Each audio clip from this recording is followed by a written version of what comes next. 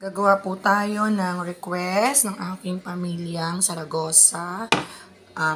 Mango float. Meron tayong peaches. Peaches ba tawag dito, be? Peaches and mango. Kasi ayaw ni Sharon ng mango, so peaches. So, para magkamukha lang naman sila din. May cherry, kinain niya ng iba. Ayan, guys. Prepare na po tayo for today's video. Dessert for New Year.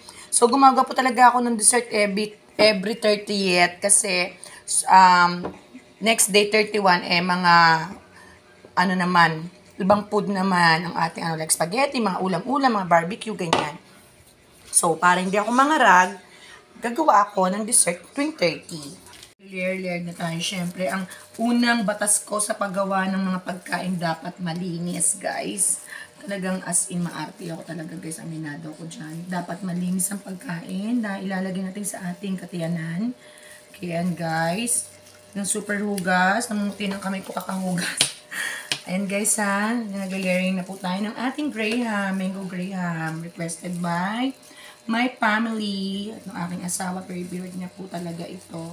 So guys, nakagawa ako ng fruit salad at graham naka-4 na condensed lang ako. So that means na hindi ako talaga matamis gumawa ng dessert nga, diba? Kasi nakakaumay po guys pag matamis.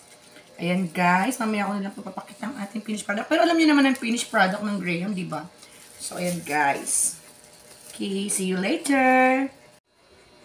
Yes guys, ito pong ating first batch ng ating mango graham. Si Shari gagawa na siya ng sa kanya. Sa kanya is peach. Peach ayaw niya ng mango. Gusto niya yung peach yung nabibili lang sa can. Tapos talagyan doon niya ng cherry. Yan guys. Diba? Sa totoo lang, naumay na nga ako gumawa nito. Kaso request po nila guys. Dahil New Year naman, pagbigyan ng ating mga kabagang.